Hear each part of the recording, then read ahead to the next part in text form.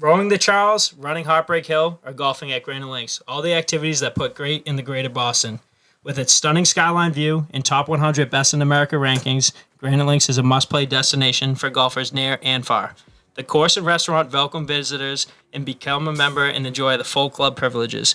To experience the best in the U.S. right here in Boston, visit Granite Links, or to learn more, go to granitelinksgolfclub.com. We're back here again during the rain. Welcome to Steele Nazz, brought to you part by HedgeBetter from our headquarters in Braintree, Massachusetts. Sponsored by Granite Links and Slight Edge Fitness and Performance. Tonight, we have Londonderry, New Hampshire native and Team USA Paralympic track star Noelle Lambert to come on and tell her story. We'll follow her journey from a tragic accident to an astounding recovery that's got her on the path to Olympic glory. We'll see how she's preparing for Tokyo and see what she's got planned in the future. Hey guys, I think an incredible interview, and it's real inspiring to people out there, thinking about, giving up on whatever you're doing. But, if you listen to that story, if you listen to this interview here, you talk about resiliency and mental toughness, and it was just incredible to speak to Noelle tonight. Absolutely, never give up. Never give up. Yes, I mean, she accomplishes more in a week than I will in my entire life. And that's not even a joke. Yeah, not even. Yeah, she inspired me to get back to neutral hard. Good way to put it. Afterwards, the Lightning are lifting the Stanley Cup for the second year in a row, but a new champion will be crowned in the NBA this week. It's the Suns. We're recording on Thursday night, so they're up 1-0 going into Game 2 tonight. We'll give you our mid-season MLB awards as well as a little Patriots talk. Lastly, the notorious Conor McGregor steps back in the octagon after getting knocked the fuck out against us and Poirier, and the boys will have your UFC 264 picks. Let's get after it. Noelle Lambert. We're now joined by Noelle Lambert, U.S. Paralympian. I want to congratulate you real quick for qualifying in Tokyo. A big round of applause here. Absolutely. Yeah, incredible. Incredible. Yeah, thank you. Just give you the floor real quick. How does that kind of feel? I mean, we'll get to your story in a second, but everything you've gone through to get to this point, must have a lot of emotions of how far you've come. Yeah, I have to say it was definitely a breath of fresh air because we literally had trials and then we had to wait a whole week for them to actually announce the team. And for Paralympics, it's not like the Olympic trials. If you win the race, you don't automatically go. It's all about percentages. And I was competing against every single female athlete trying to go to Tokyo, even if it wasn't even for my event. So I needed to hit a certain percentage, and then it was just the waiting game. So it was a rough week, but I mean, once I found out, obviously it's an amazing feeling. Just knowing that all my hard work is truly paying off. Just getting to go there, represent the United States, compete alongside the best in the world. That's an amazing experience in itself. So I'm super psyched about it. I'm sure on the plane ride over is when I'll start getting really, really nervous about actually competing, but I'm gonna enjoy this now. Right, exactly, yeah. So what kind of goes into the preparation of training for something like this? Because, not every day someone gets to go in to, qualify against the best runners in the world. Yeah. So, typically what our week usually looks like is I practice 6 days out of the week. And then I usually lift about 3 or 4 days out of the week, just depending on what I have coming up. It's an amazing opportunity for me, and it's just something that I've kind of grown into loving. I get to practice alongside another Paralympian. She went to the 2016 Paralympics, and she was the one that actually kind of took me under her wing. Her name is Famida Ayambeku. She's a complete beast. So I'm nice. We'll be looking out for her. Yeah, getting to train alongside her is definitely something to be grateful for. And she's also a personal trainer, so she likes to kick my ass after practice. Wow, yeah. So I got it pretty good. It's just right now is we're trying to save the right time to peak. So we're at trials, it was crazy because we weren't even practicing for our best times. So I'm excited to just get to that point where I'm truly running the fastest that I can. It's all about trusting the process. I know that's a Philly slogan, but it really is. I got to trust my coach, and whatever he says, I'm going to do.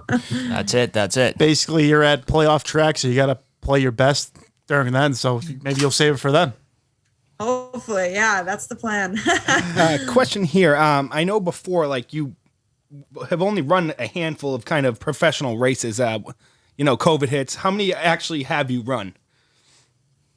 I want to say, so before COVID, I honestly think it was only like 5 times. And I've only legitimately actually competed since then, maybe twice. Maybe Jesus. I'll say 2.5 because I went to California, but it was literally like my first competition in over a year, and I was having issues with my prosthetic, so I'm not even going to count that. So yeah, almost. I mean, I can still count on my fingers, so that's why I can say I'm pretty much still a rookie. But I mean, I'm getting more sophisticated. I'm getting just more sophisticated in that kind of aspect, and just really understanding like what it really is truly to finish a complete race. But yeah, it's crazy to think that I'm still very, very low on my competition aspect of that. But it's always just going into it. And I tend to do a lot better when there's something high on the line and I have that pressure. And I just love the adrenaline because that honestly helps in going to a big stage like this and competing with the fastest people. I think that's just going to make me go faster. So I'm excited for it. So let me rewind it back. So let me rewind it back just a little bit. So going into your freshman year, you're this big lacrosse player going into UMass Lowell Division I prospect. Just tell me what kind of went into, your day-to-day work and, being a Division I athlete in general and, being able to, be one of the top players on the field. Yeah, I mean, it was an amazing experience going into UMass Lowell because I was in a really it was a different feeling because UMass Lowell was a fairly new Division I program. My freshman year, I believe it was only the second year.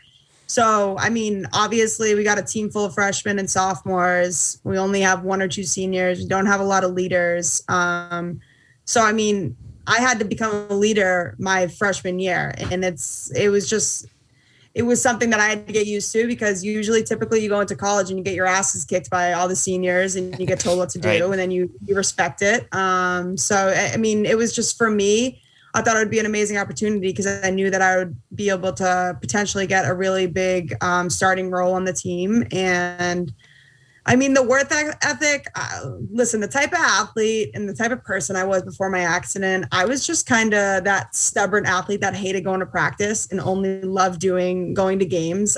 Any extra work, I hated it. Weight room, I would literally hide behind doors. Like I took it all for granted. I was that pain in the ass athlete that like everybody hated because I would not try at practice and I would show up in games and I would perform really well. And it's just because I was that competitive person that I could never. So if we were doing run tests, if there was nothing on the line, I would be coming in last. But say if we did a run test and the first person who wins doesn't have to do the rest of them, I would always come in first. So love that. It's game day. It's just the mindset and the skill set. Yeah. Practice. Yeah. I mean, coaches loved and hated me at the same time. And so, I mean, that's when the accident happened. That's when I was like, oh shit, like I can't milk this. I can't get around this. So after your freshman year, you had a great freshman going in the spring there with UMass Lowell. Just tell me a little bit about the accident. I know I don't know if for you if it's tough to talk about, or I'm sure you've done it many times. Yeah, it's not tough at all. Okay. So yeah, I was in Martha's Vineyard for vacation, and I wanted to go to the beach one Saturday morning with my friends, and we didn't really have any form of transportation. So we were like, okay, let's rent mopeds. I had never personally been on one before. So I was just like, I'll drive. How hard can it be? And I mean, it was on the main road in Martha's Vineyard. I believe it was Barnes Road. And I mean, 1 minute having so much fun. Next minute, I kind of lost control and veered left and sideswiped the dump truck coming at me. And I just remember blacking out right when I hit it. And then I remember kind of waking up and just right after I hit it and then looking down and seeing that my leg was gone. My leg was severed on the scene. Oh, boy. It was crazy because the guy that was driving behind us actually took his shirt off and created a tourniquet to help stop the bleeding, which basically saved my life. I was truly lucky because it was on the main road. So I had tons of people coming over to help. I mean, I literally saw someone carrying my leg around a towel. Like it was And the only thing that I was thinking of was, oh my God, I'm not going to be able to play lacrosse again. I'm not going to be able to play sports. And everyone kept telling me you're going to be fine. And then I was just having like the dramatic moment of no, like I'm not going to be able to play sports anymore, because that's honestly like truly who I was. I mean, growing up, I have 3 older brothers. They were all amazing athletes. I love sports, love watching sports, everything to do. That was a huge reason why I did go to a really great college, was because of lacrosse. So I honestly had no idea what I wanted to do with my life. So I'm sitting there thinking I'm never going to be able to walk again, let alone play lacrosse or run again. And so I really did think that my life was over in that moment. So you talk about, you're thinking about, your lacrosse career is going to be over, everything athletically. What kind of gave you the confidence and, power to be like, you know what, I can do this thing. I can, rehab, get back on track and, get back in the game and do stuff that, people didn't think you were going to be able to do. Yeah. So then, the next morning, when I woke up in the hospital, one of the first people to come and visit me was my head coach. And I just remember asking, am I still in the team? What's going to happen? And she said my position on the team was going nowhere, that my scholarship wasn't being taken away in the university, and the team were going to be behind me 100%. So hearing that definitely kind of put my mind at ease, but I was still thinking I was nowhere close. I was not even going to be able to return to the field. And then every single day I had tons of visitors coming to see me. And that's something I was truly grateful for, because it kept my mind busy. I never really had time to feel sorry for myself. And then I had a bunch of visitors from the Boston Marathon survivors. And hearing their stories and everything that they've gone through, I couldn't sit there and feel sorry for myself. And if they were sitting there telling me that my life was going to be perfectly fine, I was going to be able to do the things that I wanted to with my life, then I was going to believe it. And I just remember taking a vow to myself that I really didn't want to let this accident define the rest of my life or define the person that I wanted to become. Obviously, I knew that it was going to be a lot easier said than done. And I was going to have to put in a lot of work, but I was willing to do it, and I was willing to come up with small goals and just keeping myself busy to just get my mind off things and not really worry about the type of things that a lot of people do think of. And that is honestly why I never went through a big depression, is because I went back to school literally 2 weeks after returning home from rehab. And I didn't even have a walking prosthetic yet. And I was at every single practice, every single day, just kind of being a student coach, just being there for the team, just like they were there for me. And that was one of the best therapy sessions that I could ever come up with. Just keeping myself busy in that aspect. Now, what was probably like the most challenging thing in terms of getting used to the prosthetic leg? And I bet you had to go through a lot of rehab, a lot of tough days in order to be able to do that. Yeah, absolutely. For my walking prosthetic, the most difficult thing about it is it has a microchip. So it has sensors on it. So I have to put the correct amount of weight on it for it to bend. And if I don't walk properly on it, then the knee locks, which is, it's great for going downstairs. It's very stable. Like if you trip, you can kind of catch yourself. So when I was taking the first few steps, I couldn't get the knee to bend because I didn't really understand it. But they just kept telling me, just keep walking, it'll come to you. And sure enough, like maybe 2 days later, I was kind of getting the feel for it. But when I received my running blade, that was like a completely different story, because it's a completely different leg. It's very sensitive. Whereas if I take a wrong step, I'm on my butt and I'm on the ground. And so I just I knew I needed to be very careful with every single one of my steps. And by the time I received a running blade, I think it was about like 9 months after my accident, I was so out of shape. I hadn't even done any exercise. So I couldn't run. I was being harnessed on a treadmill and I couldn't run for more than 10 seconds at a time, just because of the fact I was so out of shape, and it was just really uncomfortable and unstable, and just something that I needed to learn. And so I literally just spent an entire summer just kind of figuring the leg out. I didn't even think about lacrosse. I hired a personal trainer, and I just said, I just want to learn how to run again. That's my only concern.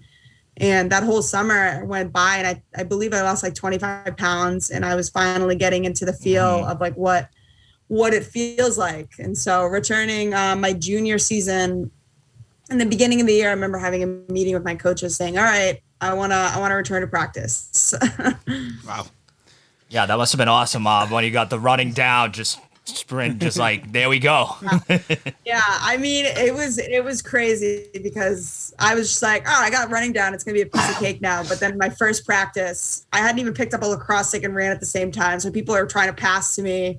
I'm falling everywhere. Like, I mean, it's a complete mess. But I mean, it was a complete mess. But then on the other hand, I mean, that feeling of just being back on the field and just like having things to actually work on, then I was like, all right, like, I love this feeling. I'm glad to be back. And I mean, I took a vow to myself. If I ever get the opportunity to ever play lacrosse again, I was going to give it my all. I wasn't going to be that stubborn athlete before my accident. I was actually going to try at practice and every single drill. And so that's honestly what I did. It was amazing because my assistant coach really took the time with me before and after practice every single day, just working on footwork drills and shooting drills and just kind of getting to the point where I needed to be, because going to practice once a day wasn't going to cut it. And I needed to be putting in twice as much work as everybody else because I had one less leg. That moment, I'm sorry.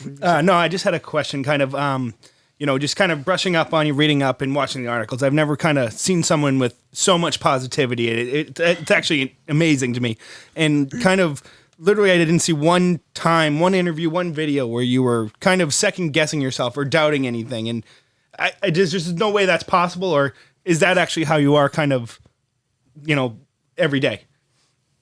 Yeah, you know what? I mean, everything I try that's new, I'm always doubting myself. I'm always saying I'm probably not going to figure this out, but there's always that voice in the back of me that just tells me to keep trying because I'm very stubborn. I'm very impatient. Like, I want things done yesterday. But with lacrosse, I mean, every single day was a struggle going into practice and extra drills because I really thought that all the work that I was putting in was for nothing. And I thought that I was getting nowhere. And it was my teammates and coaches pushing me every single day, saying, you're not quitting, you're not giving up. Like, this is happening. And so having them believe in me, kind of taught myself to actually learn how to believe in myself.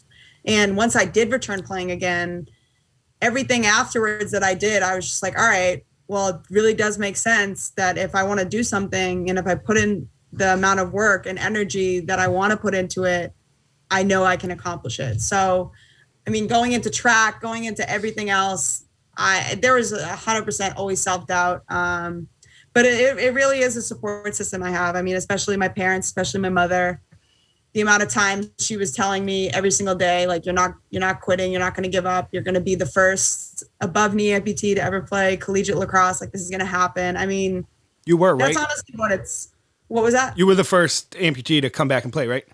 I was the first, above knee amputee to ever play collegiate lacrosse. I know there are amputees out there, like below knee amputees, who have performed in track and different sports like that, like football. I believe I saw baseball once, but it was just it's an amazing accomplishment, an amazing feeling. But I mean, going back to it, it all comes down to the right team that you surround yourself with. I truly wouldn't be where I am today. I think I would have reacted a lot differently to the accident if I didn't have a whole team to rely on and to kind of give all of that to, because I mean, it was just night and day from going to practice and just if I was having a tough day, having people just cheer me on and never having them treat me as someone with a disability. I never got treated as somebody who was different. Trust me, I tried. I mean, I tried getting out a run test saying I have one leg. Like, I'm not as fast as guys. And everyone would just tell me to shut up and just get on the line. So I got that mental toughness. And I mean, that's the kind of athlete I am. I respond super well to having people yell at me and scream at me and kind of tell me what to do, just because growing up, I have 3 older brothers, and that's kind of how I learned how to do things. So that was the tough athlete I was. I mean, my assistant coach and I would fight every single day. Like, she would tell me to do something and I'd be like, I can't do that. It doesn't work that way. And we would just go back and forth. And it would be like at 11:30 at night, I'd be in bed. I would have 6 a.m. lift the next morning. She'd be like, all right, we have a training session right after 6 a.m. I'm like, I have class at 8 a.m. She's like, I don't care. We're doing this before we're doing this before Yeah, not going. That's awesome. Yeah, I mean, yeah. Like you said, though, it's a blessing in disguise, being able to get on the practice field in general. But, when you're sitting there, on the field as an athlete, did you ever notice anything really that, before the accident that you could do? And then when you post accident like that, it was really tough to do the same thing, whether, it was catching a pass or, switching towards another side of the field or just anything like that?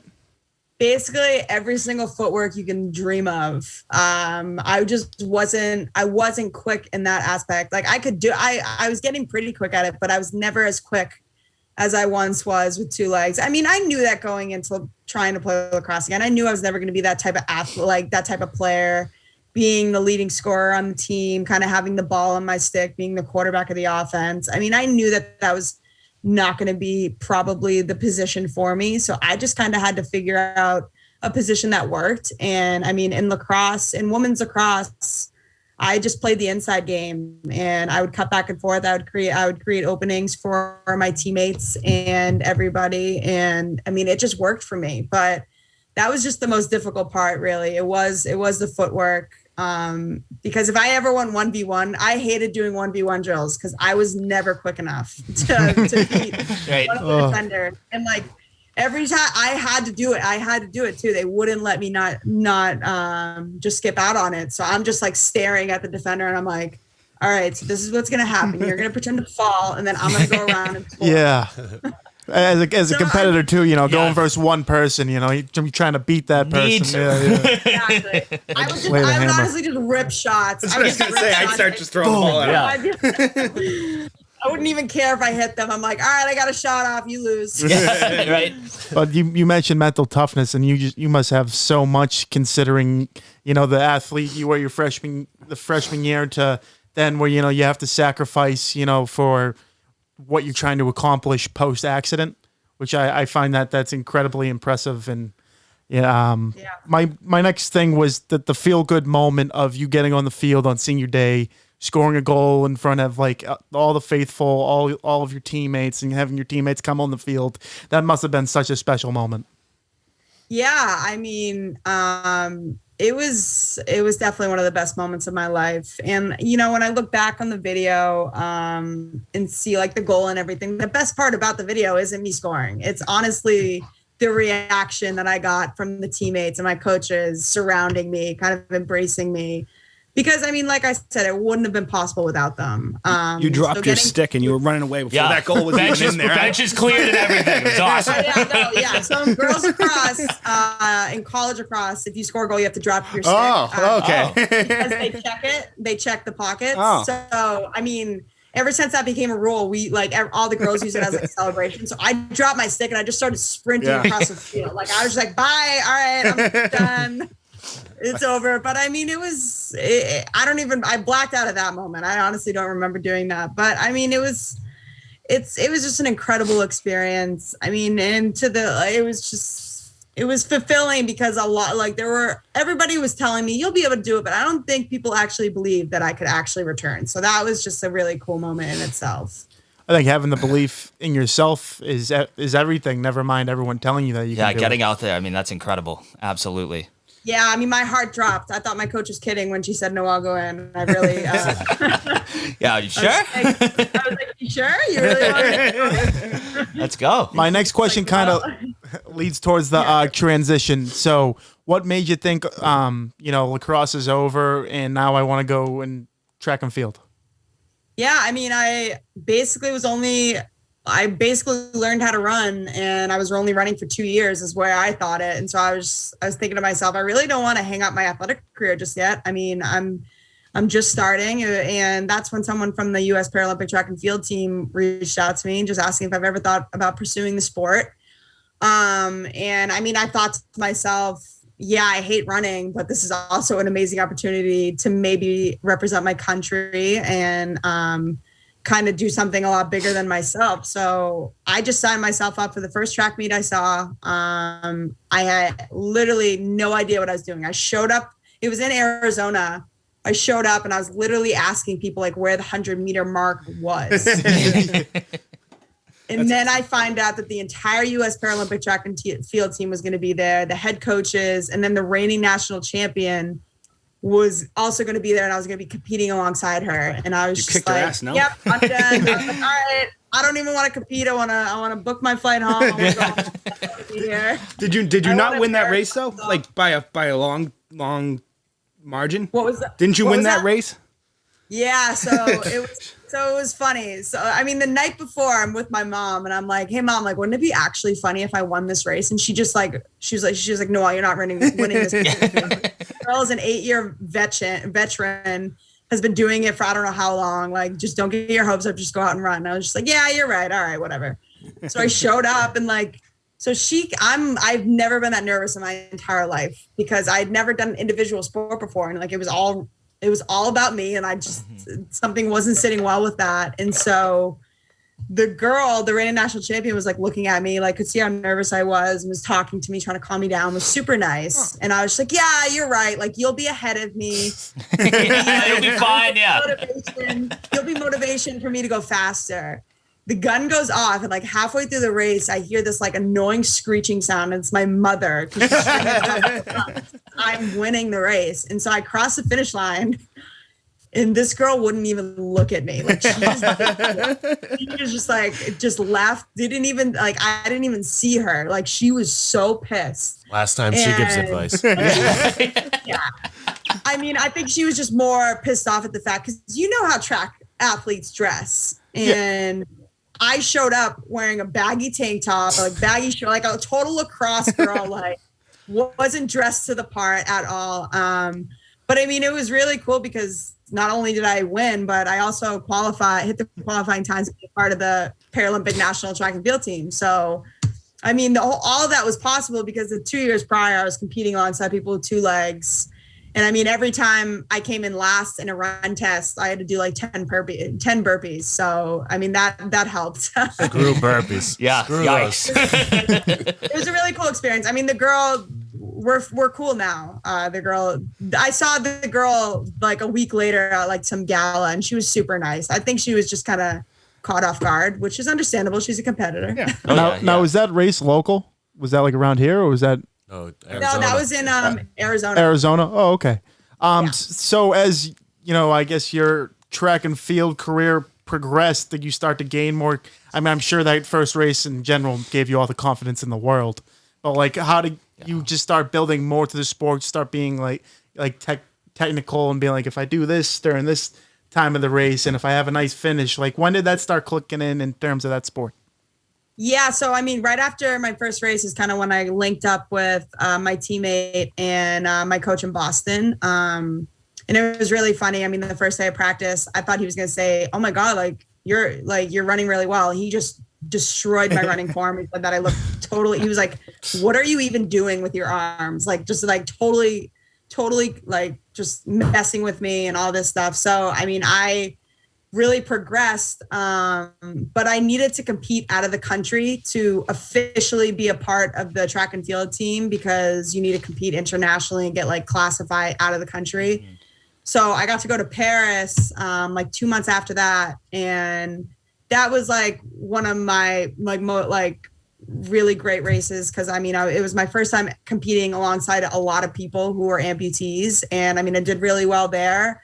And that's when I officially made the team. And then, so that was only like, I only competed 3 times, and then I got selected to compete at the World Championships in Dubai. I believe it was like 3 months after that, in November of 2019. So that's when I was getting really nervous, because I was like, all right, well, I'm going to the World Championships, and I really need to perform well. I need to kind of create a name for myself. So my coach did an amazing job kind of transforming me from a lacrosse athlete to a track athlete, and kind of beating that lacrosse out of me. And just, it was a struggle though in the beginning. Like, I mean, even now, because the mental aspect and overthinking everything, like the mechanics, and how literally I'm only running for a handful of seconds. And so it all depends on that one race.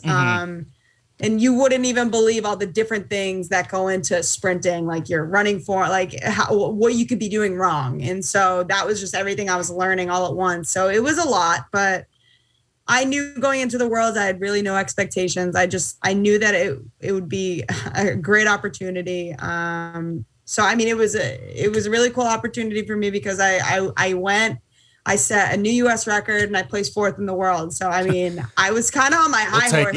Right out of the gate. I was actually going to Love call that. you a liar because I read that and I was like, she didn't break a world record. She came in 4th and I couldn't get my brain around it.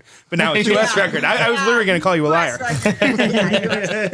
do that. It's so annoying because, so for Paralympics, it's different classification groups. So I'm an above knee amputee, so I only compete against above knee amputees, and then below knee amputees, you only compete against below knee amputees, and like they split it up so it's fair. Mm-hmm. But there's a girl for some reason has 2 legs and has a club foot that ran with us in Dubai and just smashed the world record, came in first.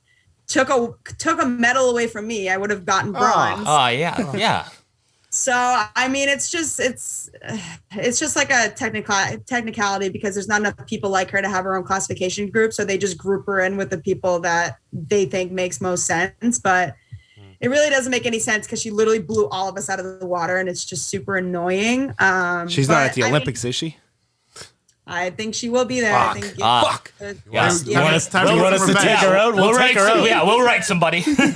Well, listen, my mom, this is totally a joke for all you listeners out there. We're gonna pull a Tanya Harding on her ass.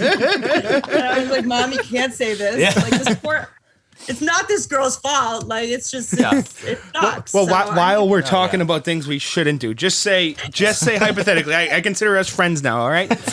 yeah. Say hypothetically, I got lines for the 100-meter of the Paralympics. Gambling? I'm betting on someone. How we looking? How we looking? All right. Honestly, there is a girl that's fairly new that I think is going to kick her ass, and she's an amputee. I need a name. From Italy. Hypothetically, Italy. Okay. Italy. Italy. We'll do our okay. research. Yeah, Italy. there we go. That's all I needed to know. I'll send you her name because Excellent. I think she's going to be the front runner. But I mean, I'm just hoping this girl. So the girl's from Indonesia, the girl with 2 legs. I'm just hoping she doesn't show up. So. She just misses the Olympics. Take the day has bigger off. Take things the to day do. off. It Yeah. was so annoying because like I'm warming up like in Dubai. I was warming up right before the competition, and me and the girl that I competed against, the reigning national champion, we were kind of warming up together because we were both competing in the same race. We were just watching this girl warm up, and she did not limp or anything, like didn't do anything. I'm like, are you serious? Like, no, like it's baffling. It's so annoying. Like me and the girl don't really get along, but we were getting along because we were just like so pissed off at the fact that Yeah. Yeah. Oh, so this bad. You have bad blood with all these racers out Mutual there. hate. Gotta love it. no, I mean everybody else. I mean, I don't have bad blood. I mean, it's just the competition. It sounds like competitive Yeah. spirit. In the US, no, but I mean, everybody else I compete against, like there's this girl in Italy that's so funny that talks so much shit about like, the people, like the other girl that does really well in our race, like she's like that fucking bitch, like totally call her out like with me. Unbelievable And so imitation. Yeah. I mean, I thought in the call room, like it'd be super awkward. It would be like super intimidating. Nobody would talk to anybody, but everyone was kind of talking to each other and like just kind of getting along. I mean, the girl that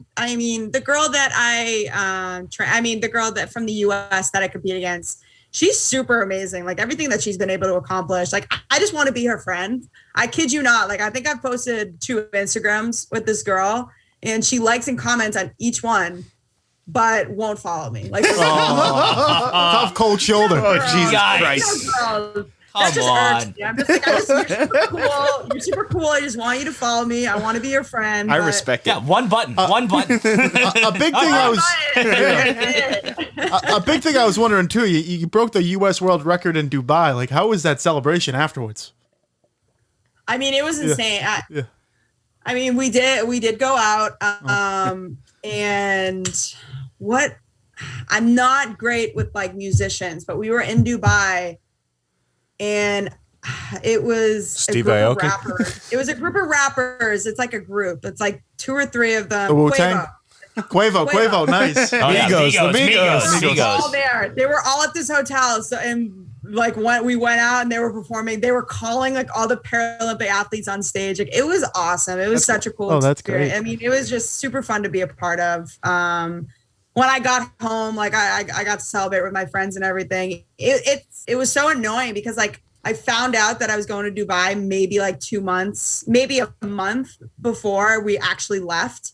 And so I wasn't going to make my parents or my friends buy like $900 plane tickets and stay at a hotel in Dubai for probably like $3,000. So Yeah, that's a tough trip. Yeah, nobody got to go with me. But then I was hoping that people would be able to go to Tokyo, but then I'm shit out of luck on that as well. So Do you It's like the alright, traveling? Is that a good perk of this whole thing? Like you're going to pretty cool places. traveling is listen, you didn't hear this I'm not gonna ever admit to saying this, but one of the biggest reasons why I wanted to get into this, travel and the free gear, because listen, I was done with college and I wasn't getting all the free gear anymore. And I was like, Didn't hear it from you. Wait, on that Dubai flight, did you get to do like the sleep? You get to like sleep and have a bed in those ones, right? That oh flight. no, we fly. They fly us code. Oh, never mind. I don't know. They're like you're flying code. So I mean, the flight there wasn't that bad. I believe it was like 8 hours to Switzerland and then like 7 hours to Dubai. That sounds The flight horrible. home sucked. Yeah, that's tough. It was like a 24-hour duration. We had to take 3 flights, and it was just like nonstop. I'm honestly super scared to find out what this Tokyo flight's going to be like because I don't know. So we have to fly United. There's no direct flights. Better than Spirit. Oh, don't even. Yeah. But I mean. I'm usually fine. I usually can sleep on planes, so it shouldn't be that bad. Now outside of the competition and the races and the Paralympics itself, are you doing any research on Tokyo and what's going to come out to it? Yeah, I mean, I was super excited to be able to like actually go out and see Tokyo, but I don't even think I'm going to be able to do that. Like, we're going to be on Tokyo's on lockdown. a crisis. Oh, it's still bad. Right now, Tokyo right now is in a state of emergency. Yeah, that's what Yeah, they set it up like yesterday too, or something like that. So that's Breaking super news. comforting. Somebody tried to shoot a squirt gun on the fire, like the Olympic fire. Oh, So literally, like my biggest thing is like I'm going to see Tokyo through a bus, like when we're driving back and forth from the competition venue in the Olympic Village. Like I mean, I was going to stay afterwards. Maybe like a few days because I was still going to try to have my parents and maybe some of my family members come like maybe the day before I compete and then stay maybe a week just so we can actually experience it. But it's not worth it. It is what it is. Probably be on lockdown. So I'm literally like, I compete on the 4th of September and I requested to come home on the 5th. So We're out of here. Yeah. We are out of here. Get that medal and get out. Yeah, that's usually how it goes when we do these long trips. Like when we were in Dubai, we were counting down the days till we could go home. Because I mean, because they're very strict. Like even before COVID, they don't want you doing anything until after you compete. Like they don't want you doing any sightseeing, which is understandable. They don't want you going out. They don't want you doing anything because they just want to be responsible. They want us to be responsible. So, I mean, Dubai was fine because I got to see it afterwards. I got to do like all these excursions and fun things. Migos concert. Exactly. Migos, that's what it's called. So, I mean, it was actually super funny. So we were coming back into the hotel at like 4 a.m. and they like told us to stay away from that side of the hotel because it's like bad news because it's like clubs and stuff. We're walking in, all of the coaches and like training staff are waiting in the lobby for a sunrise camel like tour. When you come like, stumbling in, our makeup, our hair is a mess, and they're just like staring at us, like shaking their heads.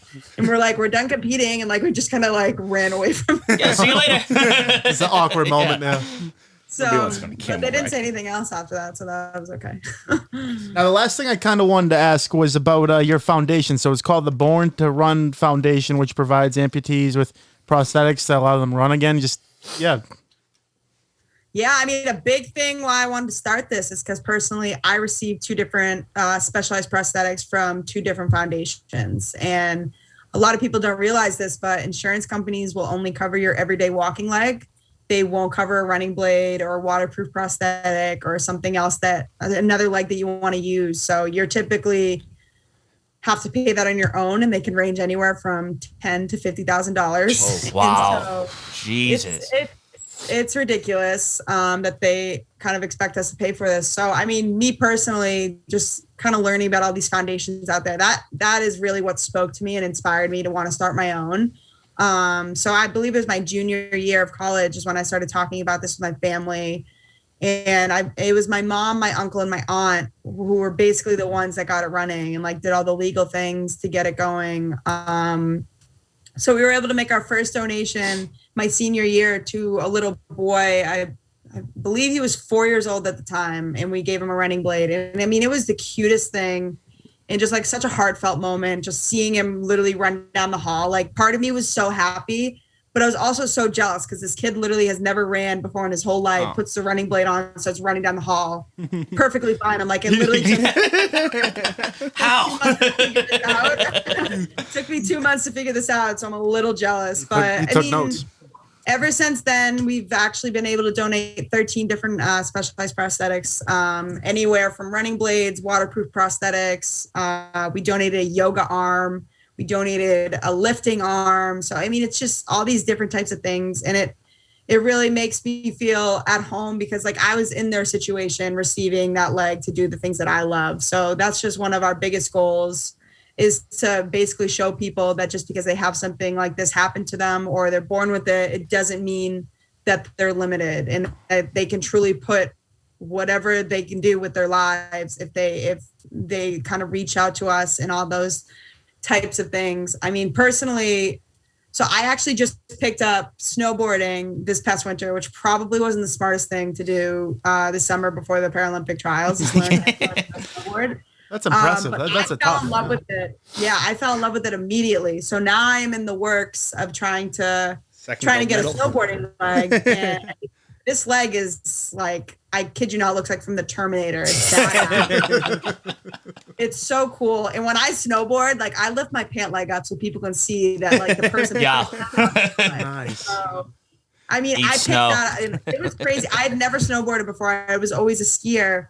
And I picked it up and I'm in love with it. And so like now, like I have in the back of my head that I want to do Beijing 2022, the Winter Paralympics. I knew it. Let's go. So I'm going to try to transition my focus right after Tokyo to that. But I mean, it's going to be so hard to do, but I mean, I would love the opportunity. Even if I go and I come in dead last, I don't even care. Yeah. I just want to go and just say I'm like, electric. I'm not doubting you. that. That's impressive. Just the yeah, next, yeah. I was saying the next thing. It's so impressive. It's You can tell that remarkable. I'm just never satisfied, and I'm always looking towards the next thing. So I'm just it helps with keeping myself busy. But I mean, I just love doing different things. I love trying different things. So that was another big thing because I wanted to try that so that other people can just realize that you can literally try anything. And I'm just 'cause inspired. you're an Can we hit the slopes with you? Like sometime Ski next trip? Absolutely. Let's come up to New Hampshire. We'll wipe out. We're gonna wipe out hard. Like I don't even think I'll be able to stand. But It's okay. Yeah, it'll be good content, a good video. Yeah, I still eat shit all the time. So you Oh, you're gonna make us look like idiots. Yeah. I At the just had- top of the mountain still. I just had one final question. I don't know if these guys have any more questions, but what's the best thing to come out of this? Obviously, like to turn all this into a positive is great, but what's the like maybe one or couple things that you know that you're gonna look back on this one day and you're gonna be like, wow, I can't believe I did that. I would definitely have to say the foundation. I'm super proud of all the work that we've been able to do, and I'm also super grateful for all the help that has been given to me from every single person. I would say that's definitely, I mean, I just want to keep growing that every single year and help as many people as possible. I definitely think having the Paralympian name is something that I will always be grateful for and proud of. Just being able to say that I got to represent the United States is something that's very special to me. But yeah, I mean, before any of you, if you guys have, we're having a huge party in Boston. We heard. July Let's go. 17th. I don't know if you've heard of the Venencia restaurant. Oh, we know it. Oh, we know it. A great place. A great place. Yeah, so it's actually family friends that own the place, but we're just having a huge send-off party like for Tokyo, for me and my teammate Famita, but we're also just doing like a huge kind of opening up like after COVID. Like I hired a DJ for the photo booth, photographer. It's going to be a great party. Wow. I mean, I can send you all the information. Yes. For sure. Yeah, absolutely. Yeah, you guys can just come and have a great time. It's honestly going to be so fun. I believe my agency's trying to get some of the Patriots players there, but I don't know if they're actually going to show up. Say no more. Yeah. Regardless. It's going to be a great time. Summer Shindig, it's called, right? Yep, Summer Shindig. Great name. We'll get that out there. Summer Let's Shindig. go. And do you have anywhere we can kind of donate to your foundation, or how do you kind of go about that? Yeah, so if you go to our website, www.theborntorunfoundation.org, you can kind of read up on all of our beneficiaries so far, all of our upcoming events. If you would like to donate, you can click that tab.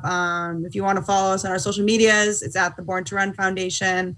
I promise you won't be disappointed with the Instagram, because every time we post pictures and stuff, it's always of our beneficiaries doing the things that they love. And it's always very heartwarming to see.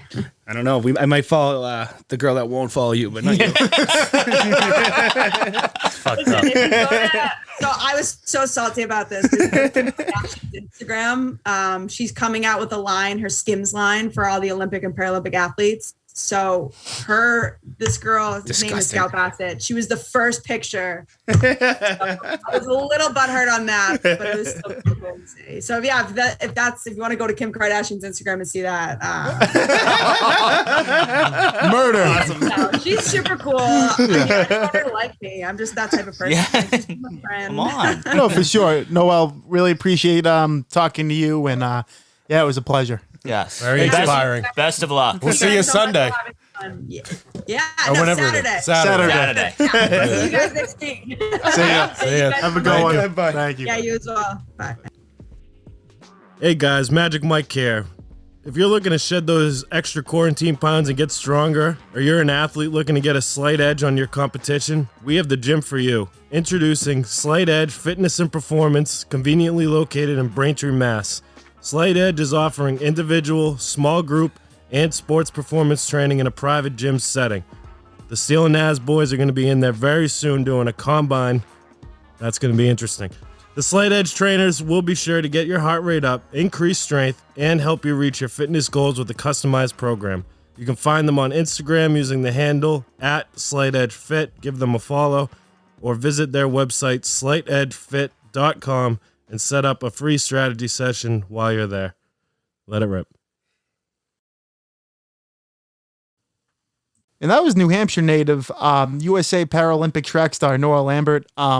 If you listened all the way through, just very inspiring. And the thing that I really saw in the whole interview that pointed out is she's going to be in the national track, trials this summer, the Olympics. And then she's already talking about snowboarding. So this is kind of like, I think we kind of skipped the Tom. I know she met Tom Brady and stuff like that, but it kind of, she just wants to keep going and going. It's just so inspiring. And, you take a look at your everyday life as the average person, you struggle through, I don't know, the pizza getting there late, or, not getting to work on time. That is a bitch. Where is the driver?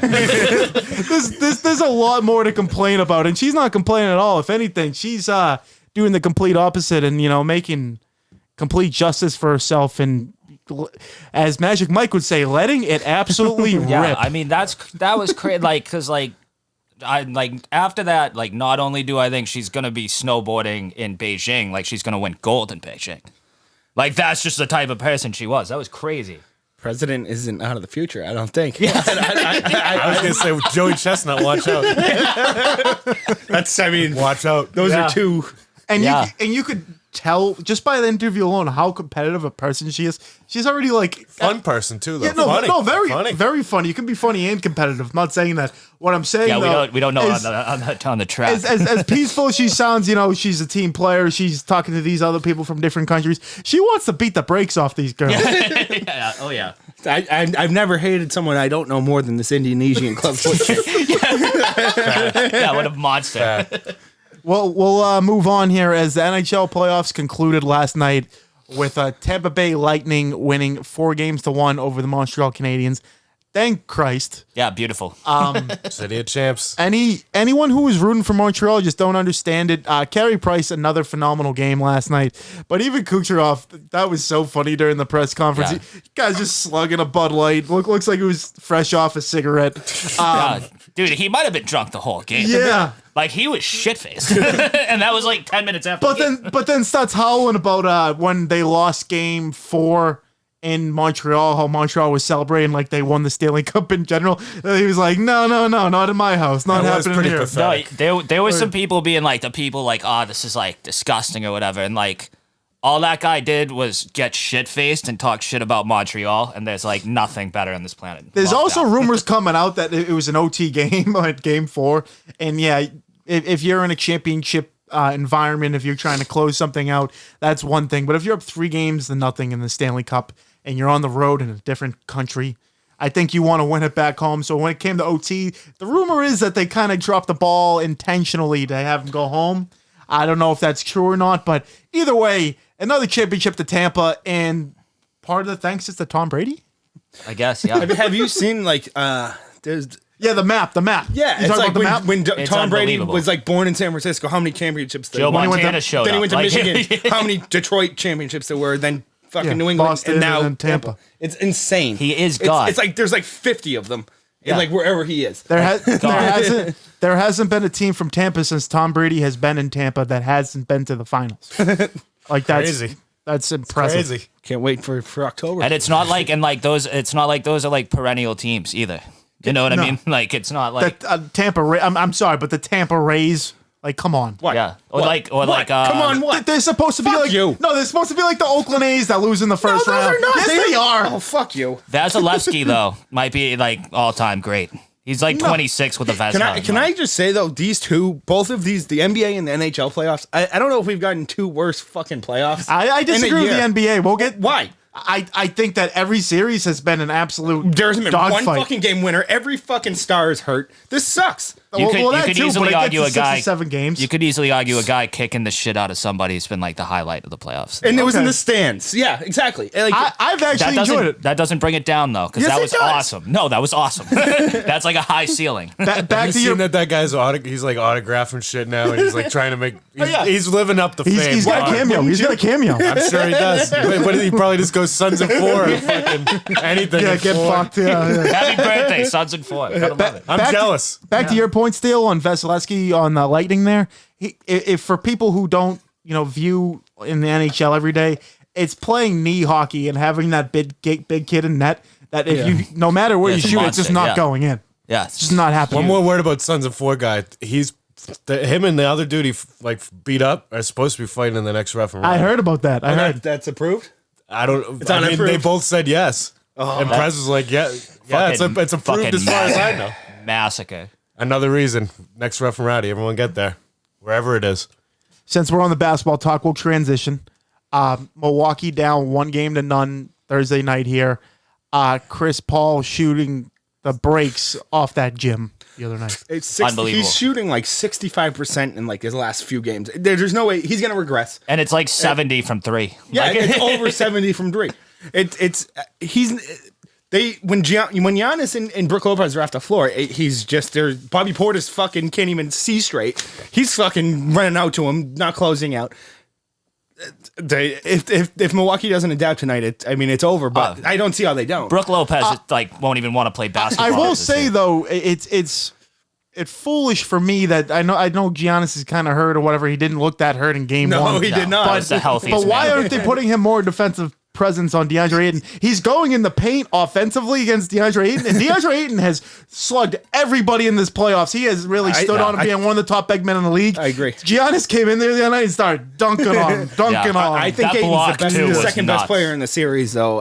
He's been. This is a coming out. party Who's for this? him. I'm sorry. Ayton. I agree with you Oh, yeah. completely. 22 and 19. No joke. It's fun. I mean, No Chris joke. Paul is having a playoff. Like he wants this ring, but I don't know. I give so much credit to, the last series. I know the Hawks were kind of like the heat of last year of, that's a good story, but they'll end up going down. But the things that Chris Middleton did for them to advance.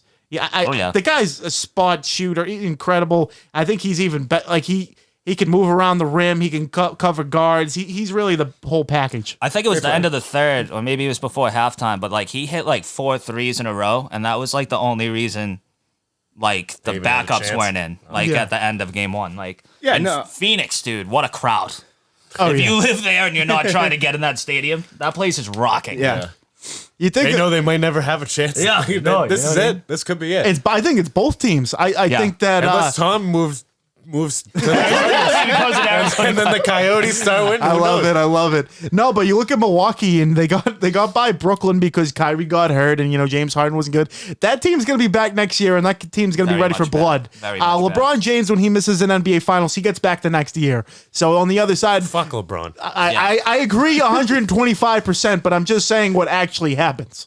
We'll see. And the Phoenix Suns, a hell of a story want this to year. ship it forever because that last one didn't count. I mean, the guy he's close to retirement. That bubble bullshit. He's closer to retirement than we think. Yeah, I still took Milwaukee in 6. If you want to check out our Twitter, Instagram pages, we made our picks here. Let's not look at that footage. Did you really pick the Bucks in 5? Or I picked the Bucks. I'm not abandoning that. I didn't see your answer in the chat, so I didn't know if that was. I sent him a side text. I know he's busy. I wouldn't say that. Okay. I just don't read everything. Oh yeah, Bucks in 5. Terrible pick. Yeah, what we might. Your pick's gonna be wrong after tonight. We'll see. My pick will be like on You're gonna be looking close, man. I'll be looking real good. Yeah, we'll be looking. Perfect. So now we haven't really talked about baseball much. Our baseball guy Antan, making his return tonight. Happy to see him. We'll just keep it real here. MLB midseason awards. I'll attack the AL MVP. It's a clear front runner. It's something you never see in this day and age. Shohei Ohtani, I think he's at 32, 33 home runs. His ERA is a little over 2. And this guy is looking like Babe Ruth. Better than Babe Ruth. They did comparison stats the other day, and Babe Ruth had like 1 billion walks. Like I think it was norm to have like 10 walks in a game back then. Hey, series. I mean, that's on the plumber on the pitcher's mound, dude. Throw it over the plate. You can't compare apples and oranges, but I mean, it's not as clear as you would think. Vladdy Jr.'s up there. It sucks that the Ohtani, like as great as he is, that he has the pitching thing. Because if he didn't, the race with Vlad would be so sick right now. Yeah. It would be unbelievable. Those two, because like the hitting, they're like neck and neck. Oh yeah. But like he pitches. Vlad doesn't have a sub 3 ERA. and the funny part is either team isn't really doing that well. They're just kind of going off. That's kind of the way baseball is, though. Yeah. Your best stats come from that one guy on the team that's carrying the team. Yeah. I mean, it's incredible to have a team with Mike Trout and Shohei Ohtani and be as bad as the Angels have been in the past couple of years. There's like a tweet that went viral, and it was like, every time I see something on the Angels, it's like Mike Trout does something for the first time in the history of baseball. Shohei Ohtani does something that's never been done, and then they lost to the Tigers 8-3. And like, it was like exactly that's like the truest tweet of that team. They got to get out of there. Oh yeah, have to. Dude, Mike Trout needs to be off that team. Like Ohtani's only in like year 3 or 4 of it. Mike Trout's been fucking a decade. They just got Joe Madden thinking that he's going to turn things around when it's still the secondary team in LA and that they're not going anywhere. Yeah, they're trapped. Anton, who do you like for the NL? MVP? Tatis. He has 27 home runs. Yeah. I don't. Got 19 stolen bases. Tatis, I think, gets a lot of extra love because of how much people love him. Like, he is lovable, and I get that. He's the flair extremely cool. He's making baseball fun again. I don't always love that, but it's hard not to. It's just me being a hater saying no if I do. So, no. Yeah, I mean. I'm gonna go with the sexy pick, and I think it's Jacob DeGrom, whose sub 1 ERA has. But same thing with Ohtani, but in a different pitching aspect. I mean, I don't think it's he's fallen off. I think it's gone up to like 1.05. Oh shit! I don't think it's crazy to say he might go down as like the greatest pitcher in the history of baseball. It's easily Jacob the best DeGrom. 30-year run. Yeah. Easily. But even just, I mean, he's throwing 100 miles an hour with a 95 mile an hour freaking slider. It's absolutely insane. And they threw on this like tack band, and he's still that No, good. he's like statistically, he's literally like not just like 99 Pedro. He's like infinitely better. like yeah, It's like not even close. and yeah. And it's kind of funny, too, because we kind of mentioned it on the Otani and Trout side. I mean, I know the Mets are in first place this year. I think they're like 7 games Can't above wait to watch them 500. blow that for KFC and Frank. Yeah, Sake. but anyways, like, but just have all those numbers and how great they are, how irrelevant they are in terms of winning championships or anything like It's that. like It's the game of baseball. Yeah. It's like King Felix in his prime. Like he had like a losing record and won the Cy Young. Yeah, it was like 12 and 15. And he won the Cy Young because it was DeGrom like, I think did too as well, like 2 years ago. he was like, it was like the same thing. We talking Red Sox tonight, or am I just going right in the home run Fuck the derby? Red Sox. Yeah. Rays are coming back. They We can lost talk 2 about out of that. 3 to Otani. We'll talk about them Rays have later beat towards the Cleveland 8 in a playoffs. row. What else do you need to talk about? I mean, I'm still on the board that they're not going to do anything because they don't have any starting pitching yet, and there's still a lot of opportunity to do it. And yeah, Chris Sale come back, but I still think they need to get someone at the trade deadline. Give me crazy eyes, and I will instant Scherzer? championship favorites. Yeah. Scherzer? Yeah. He's on the block. His team's bad. He's on the block. He's on the block. That will kill me. I would not like that either. That's my favorite player like ever. If Scherzer goes to the Red Sox, He's not going to the Red Sox. They become World Series favorites. Just throwing it out there right now. I would say they are. I don't think so. Not with their pitching. Not Why? with starting I pitching. think the only one who's been terrible is Garrett Richards. maybe I think AL. the only one who's been good is Nathan Eovaldi. I mean, I think they're all suitable. Their bullpen's phenomenal. Yeah, what was- doesn't win what was the World Series. Pavetta guy? I mean, right now, and I think it's fine. I'm They're one of the best I'm 2 to 5 very in the league. fascinated with the work of what Nick Pivetta has put on for the Red Sox. Yeah. He's been very impressive. But him being as my game 2 starter, if that ever happens, that is scary. That is very Yeah, scary. you don't like that.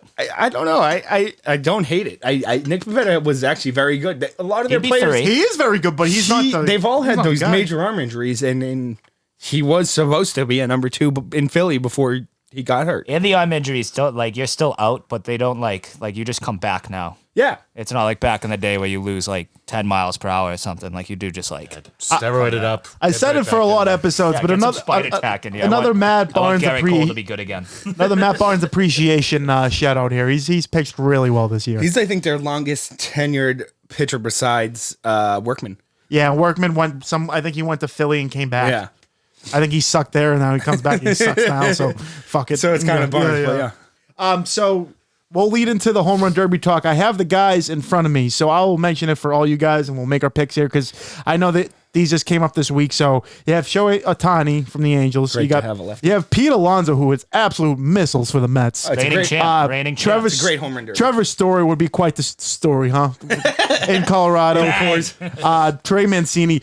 That's a great story. Great story. That's a Great tremendous story with him. I think he's battling cancer last year, Yeah, right? he had, like colon cancer. Yep. Salvador Perez, absolute stiff. Matt, Yeah, fuck Matt, that. Matt Olson, great lefty stick. Juan Soto, absolute beast from the Nationals, and Joey Gallo, who hits bad boy home runs. Missiles. He's my favorite. My pick here, so It's a bracket. what's his name's not hidden?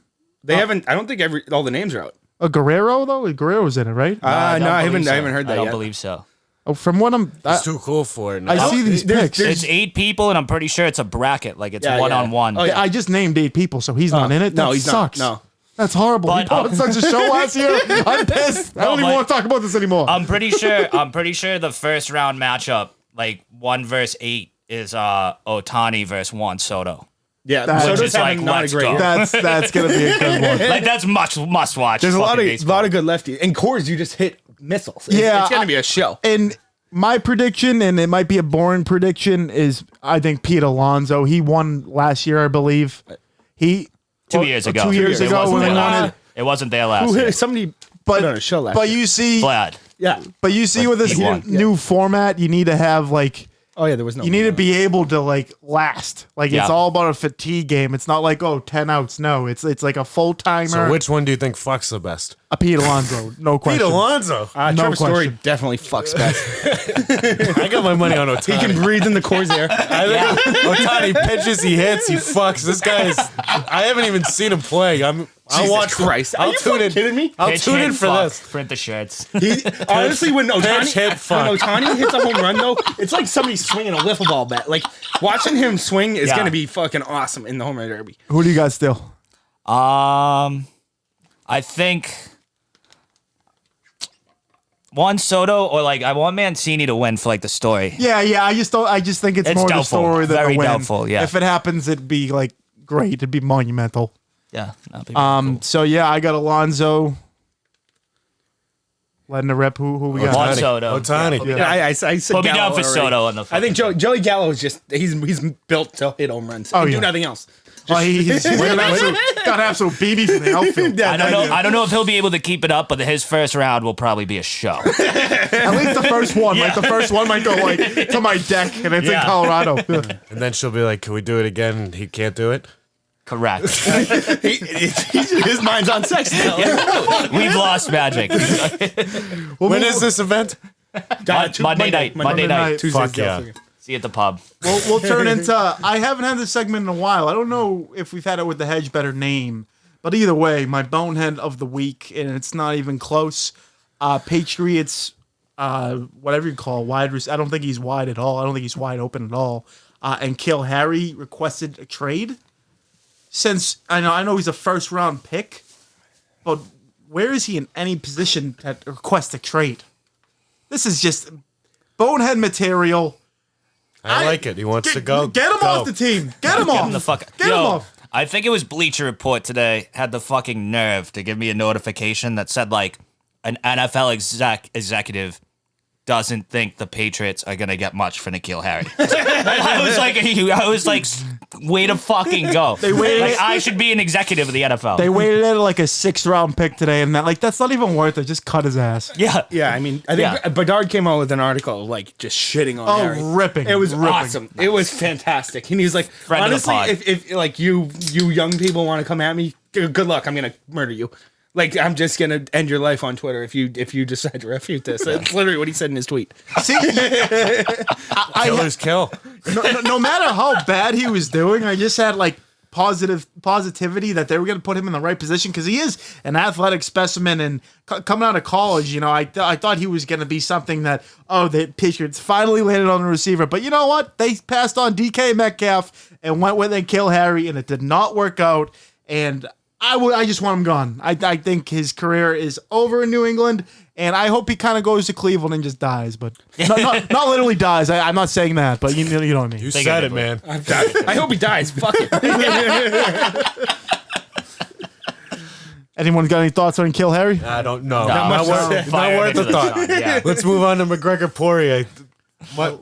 I'm excited for that.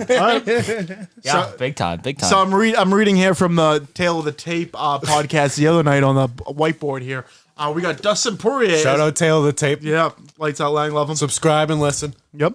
Dustin Poirier is a slight favorite at -125 after knocking out Conor McGregor.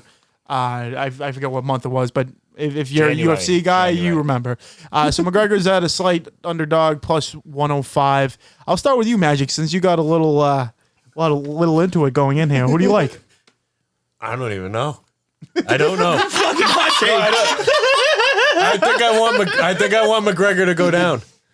I'm sick of him. Honest. I kind of want this I want to solidify it. Like McGregor's done. Very big difference from this pod. No, in January. I want this. I want McGregor to be done so he has to fight Jake Paul. McGregor's.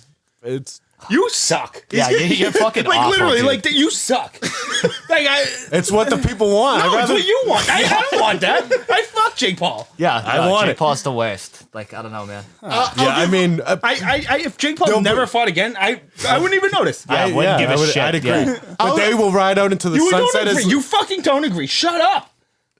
I'm saying Tension, baby. it'll be the biggest money fight probably ever. You guys should fight it rough and rowdy. Like that'll be the most That money fight. won't be Mayweather. Him and Mayweather. That was Logan and Mayweather. Hey, No, whoa. McGregor Mayweather. No, Oh, yeah, McGregor Paul that's might. fair. That Yeah, might. that's the highest one ever. But That it one's might. It might though. Yeah, 'cause just no because one it's, expected. it's a new it's like people signing forgot big about that contracts. fight. It just keeps. Oh, you're the highest ever. Oh yeah, tomorrow Yeah. someone else. It depends on if Jake can beat this other UFC guy. If but he like- beats like- him cleanly, then He is Buy not fights, going to beat don't buy Tyrone these Jake Woodley. We Paul will not fights. get in that tonight. I do Yeah. not want to talk about Jake Paul on this all right, podcast. yeah, so we will fair move enough. on. Fuck I want off. McGregor to go down again. The time is over for the king. So my thing about this whole McGregor fight is McGregor is the biggest moneymaker to ever come in the history of sports. that's me right there. Because you look at Floyd Mayweather, and I just talked about him. It took him, I don't know, 30 fights to get in to be like, okay, this is a guy, he's going to make a shitload of money. This dude McGregor was just talking shit to everyone. Won, I think, 10, 12 fights. Knocked out a guy in like 3 seconds, and all of a sudden became this moneymaker. It is something that we will never see again. I don't want him to lose. I want him to knock Poirier the fuck out. I'm not even this big, like, oh, rah, like McGregor guy. But give me this show some more, and I want to keep seeing this time and time again for at least the next 5 years. I would love to see this keep going. And I think you're right. I think in a sense, if he does get knocked out, it's going to really set him back a lot. He's really going to set him back. It's fucking Magic gets what he wants. Yeah, no. He's done if he loses. I think he's got it. I didn't think he had the last one because he just didn't fight, and Poirier's on an absolute tear. He had wins over like Holloway, Gaethje. It hasn't been that long, though. It's only been 5 months. But he definitely, like, when was the last time Conor McGregor got knocked the fuck out? Was winning that fight early. Like, he definitely was like, all right, wine's on hold for a bit. I'm focusing, and I got to kick that dude's ass. Whiskey. So, imagine McGregor selling wine. It could happen one day. It probably will. Whatever makes him the Bills. So my answer to, like, who do I want to win? Conor McGregor, definitely. But that last fight, dude, he got the first time he ever got caught in the jaw. When you see UFC fighters like this, and he might be built different, I really don't know. When you get caught in the jaw for the first time like that, it makes it easier going down the second time or the next time or the one after that. Back to Jake Paul, Tyrone Woodley. His jaw's gone. I think he's been knocked out 5 straight times, and he was a champion in the UFC at one point, but now he's completely gone downhill. And I really hope it doesn't happen to Conor McGregor, but you know, if he gets something early, I say McGregor, but I'm gonna take Poirier. I think he's gonna win again. I think it's gonna get ugly. See what happens. I'm betting McGregor. There's a few hilarious fights on that card. I bet who I want. Sean O'Malley. I'm not gonna root against the guy. Always love Sean O'Malley. Yeah, even though I O'Malley's usually on do. McGregor, I don't know why. Greg always Hardy's bet fighting him. a big fucking Hawaiian guy, and I Good, hope I that hope he Hawaiian dies. guy kicks the shit out of him. Yeah. I forget his name. I'm rooting for him. When we saw him at UFC Boston, we were just tearing him. Yeah, a new booing one. the shit out of him. Yeah, Fuck I've that never guy. seen someone besides maybe like overhearing the guy on Brooklyn, the Brooklyn Nets getting booed. I'm not even gonna say his name on this podcast. But after that, that's pretty much the leader and getting. Yeah. Anyone else? Anyone got anything else? We'll Just, move it on the next week. Yeah, we got to get moving. We got to go kick the Water Club's ass real quick. Oh boy, should I call him right now? Tell him the game's canceled. Really, just get him going. Call Brendan Myers? Yeah. Yeah. Nah, we're good. I mean, did you not hear that giant thunder boom that scared the shit out of me? It might be canceled. Still playing. I'm the source. Folks, That says Capital One, the not guy. enough funds, I think. Yeah, you got no money, son. fuck. Folks, want to thank you for tuning in, as well as Noelle Lambert for coming on the pod, and Edge Better always making this possible. Big shout out to Slight Edge Fitness and Performance and Braintree and Granite Links Quincy for sponsoring and, you know, being there when we need it. That's all from Steele Nazz. Be safe out there. Instead of saying one love, fuck you, Doug Nolan. Okay.